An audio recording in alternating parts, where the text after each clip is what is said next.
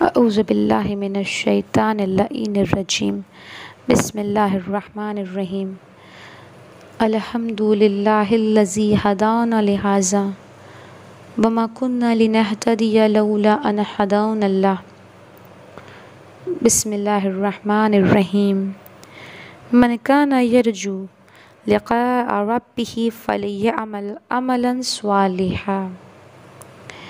عزیزان محترم، جیسا کہ میں نے آپ کی خدمت میں پیش کیا ہے کہ خداوند عالم ہم بندوں سے مخاطب ہو کے کہتا ہے کہ تم اپنے ہدف اور مقصد سے ہٹ مت جانا، کہ جو تمہارا ہدف اور مقصد یہی ہے کہ تم میری عبادت کرو، ٹھیک ہے۔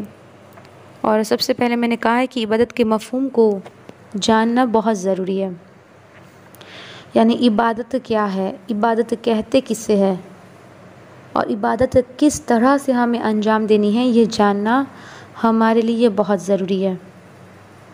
یہ بہت اہم موضوعات ہے اور جس حد تک میں آپ کی خدمت میں پیش کر سکتی تھی میں نے کیا، لیکن کوشش کریں اور آپ اس پر غور و فکر کریں کہ ہر روز اپنے اندر ایک اصلاح کا پہلو لائے، یعنی ہر روز اپنے اندر ایک چینج کو لائے۔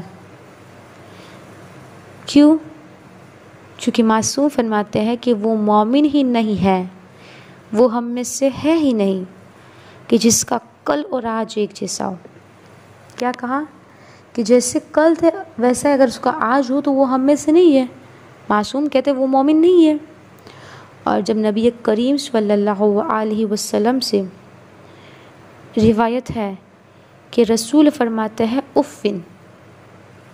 اف ہے ایسے شخص کے لیے کہ جو ہفتے میں اپنا ایک دن اعمال کو اور اپنا روزمرہ کے مسائل کو سیکھنے میں نہیں لگاتا۔ رسول کہہ رہے ہیں کہ ایسے شخص پہ اف ہے، ایسے شخص پہ تف ہے کہ جو اپنے ہفتے کا ایک دن روزمرہ کے مسائل کو سیکھنے میں نہیں لگاتا۔ لہٰذا آج ہم کیونکہ عبادت کا مہینہ ہے جس میں سونا، بیٹھنا، جاگنا، اٹھنا سب عبادت ہے، سانس لینا بھی عبادت ہے، یعنی اگر مومن کا سانس لینا بھی ایک تسبیح بن جاتی ہے تو عزیزو ہم سیکھیں کہ عبادت کیسے کریں اور عبادت کہتے کس سے ہے۔ آئیے علماء کرام سے پوچھیں۔ ہم سمجھتے کہ صرف خدا کے سامنے سجدہ کرنا عبادت ہے، صبح سے شام تک روزہ رکھ لینا عبادت ہے؟ نہیں، عبادت کی جو تعریف علماء نے کتابوں میں کی ہے، یعنی عبادت یہ ہے کہ اطاعت للہ والشفقۃ للعباد، کہ اللہ کی اطاعت کرو اور بندوں پہ شفقت کرو، اس سے عبادت کہتے ہیں۔ یعنی نہ تنہا خدا کی عبادت یعنی اللہ کے سامنے سجدہ کرنا عبادت کہلائے گا اور نہ تنہا بندوں کی خدمت کرنا عبادت کہلائے گا۔ دو چیزیں ضروری ہے، ایک کو لے کے ہم نہیں چل سکتے۔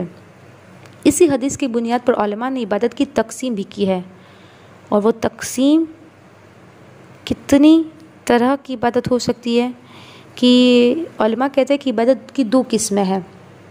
پہلی عبادت فردی اور دوسری عبادت اجتماعی۔ عبادت فردی کسے کہتے ہیں؟ یعنی انسان کی خود اپنی عبادت اپنے جسم اور اپنے روح کے ذریعے سے، دونوں انسان کی جسم جو ہے وہ دو چیزوں کا مرکب ہے، ایک روح ہے اور ایک جسم ہے۔ کوئی بھی شے ایسی نہیں ہے کہ جو انسان کے صرف جسمانی فائدے کے لیے ہو۔ اللہ نے پورے مسائل دنیا اور مسائل اسلامی جو ہے اور آداب اسلامی جتنے بھی رکھے ہیں، ان سب کا ہدف اور مقصد صرف اور صرف یہ ہے کہ انسان اپنے سسٹم کو، اپنے نظام حیات کو صحیح کر سکے، اپنی روح کو بھی کمال بخش سکے، اپنے جسم کو سالم رکھ سکے۔ یہ تمام مسائل کا فارمولہ یہی ہے کہ جو عبادت کی جو مسائل کا یہ جو فارمولہ ہے وہ یہی ہے۔ تو عبادت کی فردی تقسیم کی تعریف یہ ہے کہ فردی عبادت جیسے نماز، روزہ، حج، زکوٰۃ، خمس، جہاد، جو فروعات ہیں یہ سب فردی عبادت ہے، اور کچھ ہی اسی فروعات میں سے فردی کے ساتھ ساتھ اجتماعی عبادتیں بھی ہیں۔ یہ سب فردی عبادت ہے، اور ایک عبادت ہے عبادت اجتماعی۔ عبادت اجتماعی یعنی آپ پر اپنی عبادت کا کرنا یہ لازم نہیں ہے، بلکہ قُوا أَنفُسَكُمْ وَأَهْلِيكُمْ نَارًا، کہ آپ پہلے اپنے نفس کو بچائیں جہنم کی آگ سے، اس کے بعد اپنے اہل و عیال کو بچائیں جہنم کی آگ سے۔ سب سے پہلی جو عبادت ہے وہ فردی ہے، یعنی خود کی، ٹھیک ہے، اور دوسری جو عبادت ہے وہ اپنے ساتھ ساتھ اپنے گھر والوں کو، اپنے اہل و عیال کو بھی بچانا ہے۔ کس چیز سے خدا کہتا ہے کہ قُوا أَنفُسَكُمْ، کہ اپنے نفس کو بچاؤ، وَأَهْلِيكُمْ، اور اپنے اہل و عیال کو بھی بچاؤ۔ کس چیز سے خدا بچانے کو کہہ رہا ہے؟ نارا، جہنم کی بھڑکتی ہوئی آگ سے۔ یہ اجتماعی عبادت ہے۔ صرف جینا کمال نہیں ہے، کسی کو جلا دینا کمال ہے۔ صرف آگے بڑھ جانا کمال نہیں ہے کہ ہم اکیلے آگے بڑھ گئے، نہیں، کسی کا ہاتھ پکڑ کے آگے بڑھانا کمال ہے۔ تو عبادتیں دو طرح کی ہے، ایک فردی ہے اور ایک اجتماعی ہے۔ فردی عبادت جیسے نماز، روزہ، حج، زکوٰۃ، اور یہ میں نے پچھلے درس میں بھی بیان کیا کہ روزہ صبح سے لے کے شام تک بھوکا رہنے کا نام نہیں ہے۔ اگر انسان یہ چاہتا ہے، شیعہ، مومن، مسلمان یہ چاہتا ہے کہ اس روزے کے اثرات ہمارے وجود میں مرتب ہو، تو اپنے اندر آنے والی صفات پہ نظر کرے، اپنے اخلاق کو دیکھے، یعنی اگر ہمارے اندر بخل دور ہوا یا نہیں، ہمارے اندر صبر و تحمل کی قوت ملی یا نہیں ملی، ہم گناہوں سے پاک ہوئے یا نہیں۔ ایسا تو نہیں کہ جیسے ہم پہلے تھے ویسے ہی ابھی بھی ہے، تو وہ روزہ ہمارا روزہ نہیں کہلائے گا، یا وہ عبادت ہماری عبادت نہیں کہلائے گی، وہ صرف ہمارا بھوکا رہنا یا اٹھنا بیٹھنا کہلائے گا۔ اگر جیسے ہم غصہ پہلے اپنے گھر والوں پہ کرتے تھے ویسے اب بھی کرتے ہیں، یعنی ہم نے تھوڑا کچھ کر دیا اپنے فیملی بچوں کے لیے، اتنا غصہ ہے کہ ہمارے مزاج میں، کہ اگر تھوڑی دیر ہمارے مزاج کے مطابق عمل نہ ہو تو ہمارے اندر اتنا غصہ ہو جاتا ہے، تو پھر وہ خدا جو اتنا قہار ہے، جس نے ہمیں ساری نعمتیں عطا کی، جب اس کے مزاج کے مخالف ہم کام کریں گے تو پھر کیا ہوگا؟ وہ کیا انجام دے گا اور کس طرح سے کرے گا؟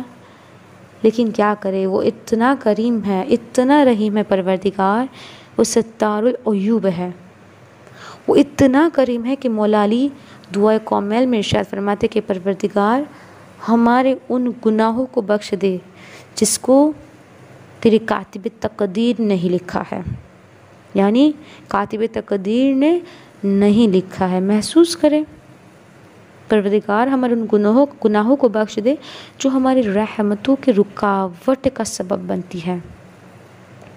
یہ دعا، اس کے ایک ایک الفاظ ہمارے لیے غور و فکر کریں ان الفاظ پہ، کہ مولا جیسی بہترین ہستی اگر اس طرح سے دعا مانگ رہی ہے تو پھر ہمیں کیسے مانگنا چاہیے؟ یعنی وہ ہستی کہ جس سے گناہ ہو ہی نہیں سکتا، کہ جس نے پوری زندگی خدا کی عبادت میں، خدا کے مخلوق کو خوش کرنے میں لگا دی، تو ہم تو اتنے گنہگار ہیں، تو ہمیں تو اس دعا پہ غور و فکر کر کے اپنے آپ کو چینج کرنا چاہیے۔ دعا پڑھنے کا نام نہیں ہے، دعا مانگنے کا نام ہے۔ آپ نے دیکھا ہی ہوگا کہ اگر دروازے پہ اگر کوئی فقیر آتا ہے تو وہ کچھ پڑھتا بھی ہے، لیکن وہ پڑھتے نہیں ہے، وہ مانگتے ہیں، اس طرح سے وہ مانگتے ہیں، ان کی نیت مانگنے کی ہوتی ہے، اس لیے جب دروازہ کھلتا ہے اور انہیں ان کے ہاتھوں میں کچھ نہ کچھ رکھا جاتا ہے۔ تو عزیزو، ایسے بن کے ہم رب کی بارگاہ میں جائے اپنے ہاتھوں کو پھیلا کے، تو دعا پڑھنے کا نام نہیں ہے کہ ہم نے کتاب کھولی اور دعا کو پڑھ لیا، ہم نے دعائے سحر لیا اور پڑھ لی، ماہ رمضان کی ساری دعائیں کھولی اور پڑھ لی۔ پڑھنے سے دعا کا اثر نہیں ملتا، بلکہ مانگنے سے دعا کا اثر ملتا ہے۔ کوشش کرے ایسے فقیر بننے کی کہ انا عبدک الضعیف الذلیل المسکین المستقیم. یہ ہم نہیں کہہ رہے عزیزو، یہ مولا علی جو خود فاتح خیبر ہے وہ فرما رہا ہے کہ یہ وہ کہہ رہا ہے کہ میں تیرا وہ بندہ ہوں جو عاجز ہے، فقیر ہے، عبد ذلیل ہے. مولا جیسی ہستی اگر اس طرح سے کہہ رہی ہے تو عزیزو ہمیں کیسے مانگنا چاہیے؟ وہ ہستی کہ جس کی عبادت کا عالم یہ ہو کہ عبادت کا تو کوئی میزان طول ہی کوئی اس کا عبادت کا نہیں ہے. یعنی جس کے لیے نبی کریم نے فرمایا کہ ضربت علی یوم الخندق افضل من عبادت الثقلین، کہ جس کی ایک ضربت عبادت ثقلین اور ہماری اور آپ کی تمام لوگوں کی عبادتوں پہ بھاری ہو. وہ اپنے خدا کی بارگاہ میں جب مانگ رہا ہے تو اتنا سراپا تقصیر بن جاتا ہے. تو ایسے مانگ کے دیکھو، اور عزیزو دیکھو ملتا ہے یا نہیں ملتا. دعا کی تاثیر ہوتی ہے یا نہیں ہوتی؟ یقیناً ہوگی. لیکن کوشش ہم نے کرنی ہے، آگے ہم نے بڑھنا ہے، اپنے قدم کو بڑھائے اور خدا کی بارگاہ میں صرف اور صرف خدا کو اپنا حکیم تسلیم کرے اور اسی کے سامنے اپنے ہاتھوں کو بلند کر کے دعا کرے. تو عزیزو دعا پڑھنا نہیں ہے، مانگنا ہے. جو ان دعا میں الفاظ لکھے ہمیں اسے سمجھ کے اپنے لائف میں اس کو اتارنا ہے، خدا سے ایسے مانگنا ہے.